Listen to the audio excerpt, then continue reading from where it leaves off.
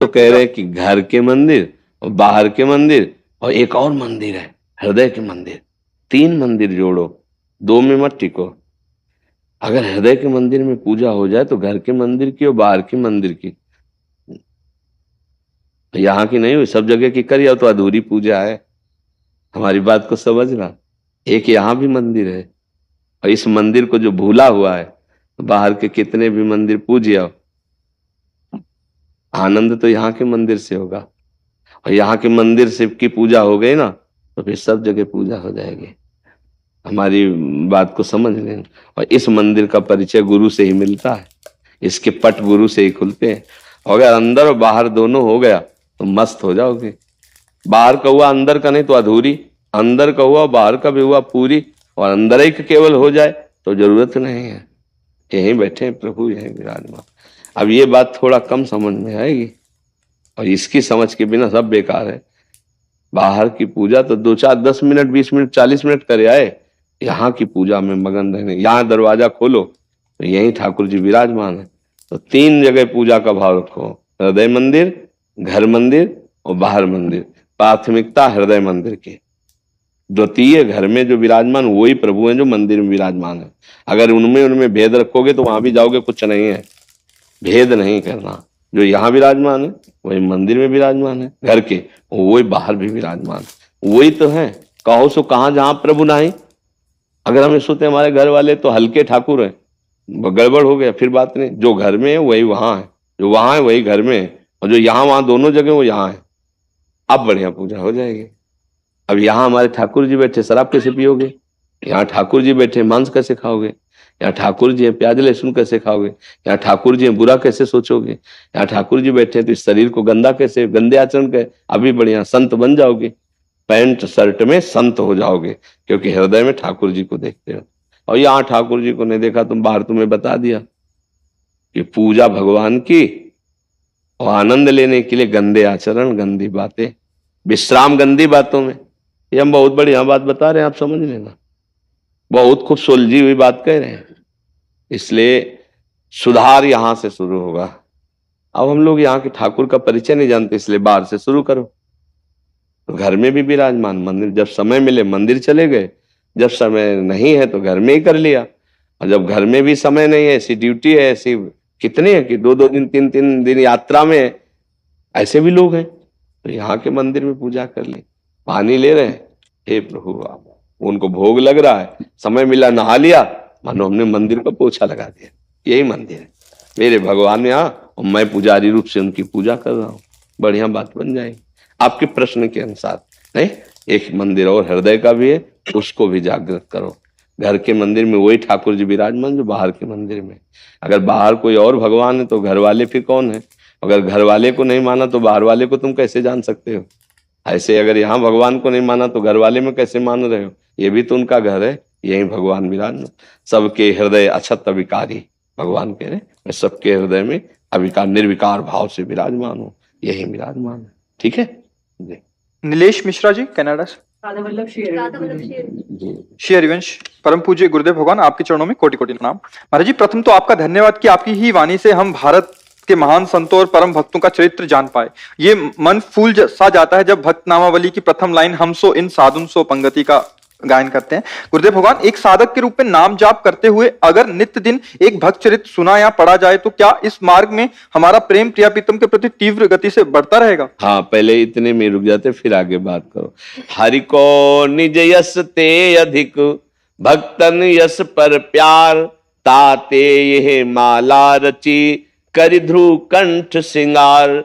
जो भक्तन की नामावली, जो सुनि है चितलाए, ताके भक्ति बढ़े घनी, अरु हरि होई सहाय। अजहु सोच विचार के, गहि भक्तन पद ओट, हरि कृपाल सब पाछली, क्षमि है तेरी खोट। श्री ध्रुवदास जी कहे भगवान को अपने यश से भी अधिक भक्त यश गान पर प्यार है। अगर भगवान के भक्तों का यश गाओगे तो भक्ति घनीभूत हो जाएगी, पोली नहीं रहेगी। पोली भक्ति क्या होती है? हम भक्ति भी कर रहे हैं, पापाचरण भी कर रहे हैं, काम क्रोध लोभ मोह मद। लेकिन घनीभूत भक्ति, प्राण चाहे चले जाएं, अधर्म आचरण नहीं करेंगे। ये कहाँ से होती है? ये भक्तों के चरित्र सुनने से होती है, ये भक्तों की नामावली से होती है, भक्तों के संग से होती है। अगर आज भी भक्तों का आश्रय ले लिया जाए तो भगवान सारे पापों को नष्ट करके उसको स्वयं मिल जाते हैं। अजहू सोच विचारी के गई भक्तन पद ओट, तो हरि कृपाल सब पाछली क्षमे तेरी कोट। भक्त चरण धरि भाव तरत भव सिंधु अगाधा, सेवक जी ने कहा जो भक्त चरणों में श्रद्धा कर लेता है वो इस भव समुद्र से पार हो जाता है। भगवान की विशेष कृपा होती है। तो इसलिए निश्चित प्रिया प्रीतम के चरणों में प्रेम होगा। भक्त नामावली, भक्त चरित्र रोज सुने जाए, इससे बहुत लाभ मिलता है जी। महाराज जी, और क्या इन भक्तों का कभी हमें प्रकट सानिध्य मिलेगा? प्रकट सानिध्य के लिए तो तप और भजन उतना होना चाहिए कि वो कृपा करे, वो हमें प्रगट में आकर दर्शन दे, जो अव्यक्त महापुरुष हैं।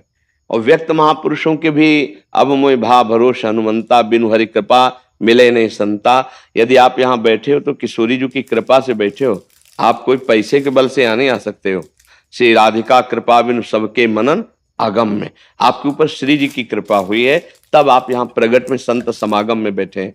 अगर हम ऐसे ही नाम जप करते हो, ऐसे कृपा हुई तो सिद्ध संतों के दर्शन भी होने लगते हैं। जो अव्यक्त हो चुके हैं वो महापुरुष आते हैं, वो दर्शन देते हैं, वो कृतार्थ करते हैं, तभी वो सिद्ध महापुरुष बनता है। तभी उसको भगवान के दर्शन के पहले सिद्ध महापुरुषों के दर्शन होते हैं भक्तों के, तब भगवान का साक्षात्कार होता है। जैसे देखो देवर्षि नारद जी के दर्शन हुए पहले प्रहलाद जी को, तब वो जाकर के भगवान के दर्शन प्राप्त किए। भक्त दर्शन के से ही भगवान के दर्शन की योग्यता प्राप्त होती, सिद्ध महापुरुषों के दर्शन से। तो नाम जप करो और भगवान से मांगते रहो कि आपके लाडले भक्तों का संग मिलता रहे। भगवान से मांगते रहो। मांगा है, बड़े बड़े महापुरुषों ने मांगा है। हाँ, बार बार बर मांगू हरस देव श्रीरंग, पद सरोजन पायनी और भक्ति सदा सतसंग। मांगा है अविरल भगति बिरति और सतसंगा, चरण सरोरु प्रीति भंगा। बड़े बड़े महापुरुषों ने मांगा। देखो भगवान शंकर को कुछ जानना बाकी नहीं है, लेकिन वो भी हंस रूप धारण करके, काकभूषुंडी जी जब कथा करते हैं तो वहां हंस रूप से जाते हैं, शिव रूप से नहीं, क्योंकि शिव रूप में जाएंगे तो सम्मान करेंगे, तो हंस रूप में जाकर कथा में चुपचाप बैठ जाते, सुन के आते। कहीं भी भगवत चर्चा होती वहां बड़े बड़े अव्यक्त महापुरुष आते हैं, भगवान भी वहां रहते हैं। ना हम बसामी बैकुंठे योगी नाम हृदय न चम, भगवान कहते हैं मैं योगियों के हृदय में नहीं बैकुंठ में। मद भक्ता यत्र गायंती तत्र तिष्ठामि नारदा, जहां मेरे भक्त नाम कीर्तन करते हैं, गुण गायन करते हैं, वहां मैं विराजमान रहता हूं। तो भगवान से याचना करते रहो कि भक्तों का संग मिलता है, व्यक्त अव्यक्त दोनों भक्तों का, जो व्यक्त है और जो अव्यक्त है। ऐसा जी। करण जी, हिनल जी, महाराज जी, इनमें से किसी एक का भी होता है, पति पत्नी दोनों का अलग अलग प्रश्न है, तो नहीं करता, बट अभी दोनों का है तो शायद इनका समाधान हो जाए। महाराज जी, पत्नी कह रही है कि मेरे गृहस्थ जीवन में मेरे पति ने मेरे साथ गलत किया, अब वो माफी मांग रहे हैं और जीवन में एक बार और चांस दो ऐसा कह रहे हैं, लेकिन मुझे इन पर विश्वास नहीं रहा। और पति कह रहे हैं कि गुरुजी पत्नी के साथ विश्वासघात का क्षमा के बाद भी प्रायश्चित नहीं हो पा रहा, क्षमा और आगे से ऐसा नहीं करूंगा, ऐसा विश्वास मैं कैसे दिलाऊं? मतलब हाँ, ठीक बात है। आप पत्नी कौन है? आप है। तो मतलब बहुत एक हम माता पिता की तरह आपसे बात कर रहे हैं, इस समय हम संत की तरह नहीं बात कर रहे हैं। क्या आपसे गलतियां नहीं हुई जीवन में? विचार करके देखो। जैसे माँ अपने बच्चे से पूछती है ना, वैसे हम कहें होती है ना गलती। आपसे गलती हो गई, प्रकाशित हो गई, आप वृंदावन में बैठे हो, हमें विश्वास दो कि जिस गलती से असंतुष्ट हुए वो गलती नहीं करोगे, क्योंकि आप जहां बैठे हुए मंदिर से भी बढ़कर है। पूरा वृंदावन भगवान का धाम है। आज हम एक मतलब जैसे माता पिता होते ना, एक बिखरते परिवार को संजोना, तो तुम यहां पर विश्वास करो और इनकी गलती को क्षमा करो। भाई जिस गलती, हम ये नहीं ओपन करवाना चाहते कि आपकी क्या गलती, जिस गलती से इसको अविश्वास हुआ वो गलती दोबारा आप कभी मत करना, ठीक है? पक्का वादा? वचन। बस आप इनसे संशय न करना, क्योंकि सबको चांस मिलना चाहिए सुधार का। परिवार विच्छेद होने से अच्छा है कि अगर सुधार होता है। जैसे हम सब अगर एकांत में बैठकर अपना रिजल्ट देखें तो बहुत गलत है। आप ईमानदारी से देखना, हम आपके सामने सही है, आप हमारे सामने सही हो, लेकिन हम अपने सामने दर्पण रख के देखें ना, और आप अपने सामने दर्पण रख के देखें और हम ही को रिजल्ट निकालना हो, तो हम शर्मा जाएंगे कि गलती हो गई। आप सबसे कह रहा हूं, हम सब सम्मिलित होकर कह रहे हैं, हम सबसे गलती होती है, भयानक गलती होती है, कसम खाने के बाद भी गलती हो जाती है, पर हमको सुधरने का अंतिम तक चांस मिलना चाहिए। अब वो सुधरना चाहता है, आपका प्रिय मित्र है, आपका अर्धांग है। अगर हमारा हाथ रोगी हो जाए और औषधि के द्वारा ठीक होता हो तो हम कटवाएं नहीं, हम उसको ठीक करने की कोशिश करें। वो तुम्हारा अर्धांग है। अब आपको चाहिए कि जब हम विश्वास उसको दिलवा रहे हैं तो उसके लिए आपको भी विश्वासघात न करना, नहीं इसकी जो दंड मिलेगा वो तुम झेल नहीं पाओगे। हम कुछ नहीं बोलते हैं, ये कुछ नहीं बोलेगी, लेकिन इस जगह जो शपथ हुई इसका जो परिणाम होगा बहुत भयानक होगा। इस विषय में तो अब गलती करना मत, जिस विषय में उसने आप पर के, ठीक है बच्चा, आप तुम इस बात पर विश्वास करो, वो भी एक समझदार व्यक्ति है। और फिसलन बहुत बड़ी बुरी चीज है, कोई भी फिसल सकता है, फिसलन ऐसी चीज है, कभी इससे भी गलती हो जाए तो चांस रखना चाहिए। आपसे गलती हो गई तो आज वो क्षमा कर दिए, आज के बाद ये गलती नहीं होनी चाहिए। दोनों राजी हो प्रभु? हाँ ठीक है, बहुत प्यार से जीवन गुजारो। बहुत कीमती जीवन है। कलह में, संशय में, तलाक में, विग्रह में, इसमें कोई कुछ नहीं रखा। अगर यही सुधर जाता है तो ये बहुत अच्छा आपका दोस्त, आपका प्रीतम है, इसी को सुधारो। और आप गलती करना मत। जब हम दूसरे को गलत साबित करें तो उसमें हमको बहुत सावधान रहने की जरूरत है कि हमसे कोई गलती ना हो जाए, है ना। अब ये कभी आकर के अगर बोले कि तो फिर अच्छा नहीं रहेगा। और अच्छे से चलो, और प्यार में बहुत बड़ी ताकत है। आपके प्यार में भी कोई कमी हुई जिससे फिसलन हुई कैसे, इसको एक बात ध्यान रखना। हम ये कहते हैं, पहली बात तो बहुत समाज के लिए है कि जो गर्लफ्रेंड बॉयफ्रेंड चला है, इसका बहुत कई बार हमें लगता है रोज ऐसा होता होगा कि हमारी ये चर्चा आ जाती होगी। ये हम लोगों के जीवन में बहुत ही मिस्टेक है। जैसे जिस लड़की का मन बन चुका है तो 10 पुरुषों से मिल चुकी, 10 बच्चों से मिल चुकी, और वो अपने पति में कैसे अनुराग करे, क्योंकि उसका मन चंचल हो चुका है। जो लड़का 10 लड़कियों से मिल चुका है वो अपनी पत्नी में कैसे रुक जाए, क्योंकि उसका स्वभाव बन चुका है। प्रायः बच्चों में ये गलती होती रही है, होती रही है, बच्चा और बच्चियों में गलती। अब पाणी ग्रहण हुआ है, अब इस गलती का एंड होना चाहिए। अगर ये नहीं करोगे तो तुम्हारा सर्वनाश इसी में शुरू हो जाए। अब ये तलाक दे दे आपको, फिर दूसरी आएगी, वो तुम्हारा गला घोंटेगी। बात समझ, गला घोंटेगी मतलब है तुम्हारे ऊपर जो शासन और जो, तो फिर इसी को संभालो, अब वो गलती ना करो। यही हम समझाने के लिए कि हर गृहस्थी आज छिन्न भिन्न हो रही है। ये तो बहुत सुलझा हुआ परिवार है जो कम से कम संत समाज में आके अपनी समस्या रख रहा है, नहीं तो यही तांडव शुरू किया, अच्छा तू जा, तू जो कर, मैं जो मेरे मन में आ रहा मैं कर रहे हूं। फिर अब क्या पति पत्नी में रह गए, एक घर में रह रहे हैं, वो दक्षिण वो उत्तर, फायदा क्या रहा। तो गुरु जी, हम यूएस से हैं और मेरी गलती जब हुई तो मैंने पहली बार उसको यही बोला था कि मैं तेरे को गुरु जी के साथ ही ले जाऊंगा, जो वो बोलेंगे वो मैं करूंगा। नहीं बिल्कुल, और आप जो बोलोगे मैं वही। नहीं बच्चा, मैं यही चाहूंगा कि तुम दोनों प्यार से रहो और आजीवन एक ही संग रहो, खूब खुशी रहो और सुखपूर्वक जीवन व्यतीत करो। कभी ऐसा अब ना आवे कि तुम दोनों के मन में मुटाव हो। प्यार में बहुत बड़ी ताकत है बच्चा, उसे प्यार दो। देखो शरीर कितने भी तुम देख लो, सब वही है बच्चा। प्यार में जो सुख है वो शरीरों में सुख नहीं है, चमड़ों में सुख नहीं है। तुमसे कोई अगर छल कपट करेगा ना तो वासना करेगा। और ये पत्नी है, ये तुम्हारे को प्यार करेगी, ये तुम्हारे बचाव पक्ष में रहेगी, ये तुम्हारे सुख पक्ष में रहेगी। सामने वाला केवल शोषण करने के लिए तुम्हें प्यार करेगा, बचाव पक्ष का नहीं। ये तुम्हारी पत्नी है, तुम्हें ये अब यही हम समझाने के लिए रोज सत्संग में एकांतिक में कहते हैं कि नए बच्चों, ये जो तुम आचरण कर रहे हो बहुत हानिकारक है, आगे चलकर तुमको विक्षेप में डाल देगा, क्योंकि स्वभाव हो चुका है। जैसे हमारा कई होटलों के पाने का स्वभाव हो ना अलग अलग, तो फिर घर की रसोई की सब्जी रोटी अच्छी नहीं लगती। ऐसे ही हमारा जब कई बॉयफ्रेंड गर्लफ्रेंड ना, तो फिर घर के पति में केवल तृप्ति नहीं होती है, पत्नी में तृप्ति, खुली बात है। वो मनमानी व्यभिचार और आचरणों में, ये क्या गृहस्थी है यार, क्या गृहस्थी है, क्या एक परिवार है, क्या इसका जुड़ाव है। अरे अगर हम एक घर में सुखी रहते हैं तो पति पत्नी प्यार से रहते हैं, बच्चों से प्यार, माता पिता से प्यार, पत्नी से प्यार, तो पूरा एक समुदाय जो है ना नमक रोटी भी बैठ के खाएगा तो सुख पूर्वक रहेगा। वो उधर वो ऐसा नहीं, अब नहीं होना चाहिए। बहुत अच्छे बच्चे हो, तुमसे जो गलती हुई ना, हजारों बार गलती होती बच्चों से, कोई नई बात नहीं, हजारों बार होती है गलती, अब नहीं होनी चाहिए। मुट्ठी भर लोग साहस पर कहानी है कि यह एक प्रेरणादायक कहानी है। चलो तो शुरू करते हैं। हर साल गर्मी की छुट्टियों में नितिन अपने दोस्तों के साथ किसी पहाड़ी इलाके में माउंटिंग करने के लिए जाता था। मतलब कि गर्मी की छुट्टी में नितिन पहाड़ों पर चढ़ने के लिए जाता था। इस साल भी वे इसी मकसद से ऋषिकेश पहुंचा।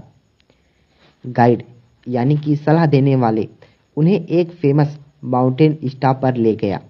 नितिन और उसके दोस्तों ने सोचा था कि यहाँ इतनी भीड़ होगी, हर तरफ लोग ही लोग नजर आ रहे थे। एक दोस्त बोला, यार यहाँ तो शहर जैसी भीड़ है, यहाँ चढ़ाई करने में क्या मजा, क्या कर सकते हैं, अब आ ही गए हैं तो अफसोस करने से क्या फायदा, चलो इसी का मजा उठाते हैं, नितिन ने जवाब दिया।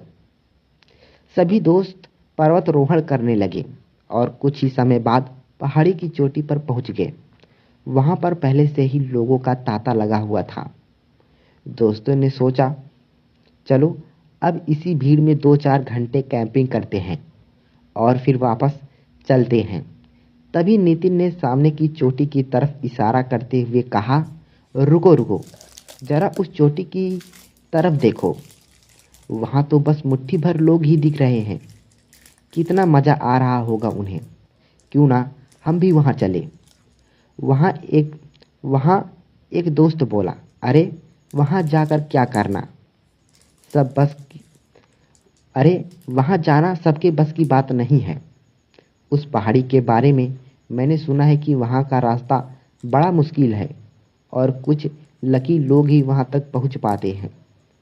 बगल में खड़े हुए लोगों ने नितिन का मजाक उड़ाते हुए कहा, भाई अगर वहां जाना इतना ही आसान होता तो हम सब यहाँ झक नहीं मार रहे होते।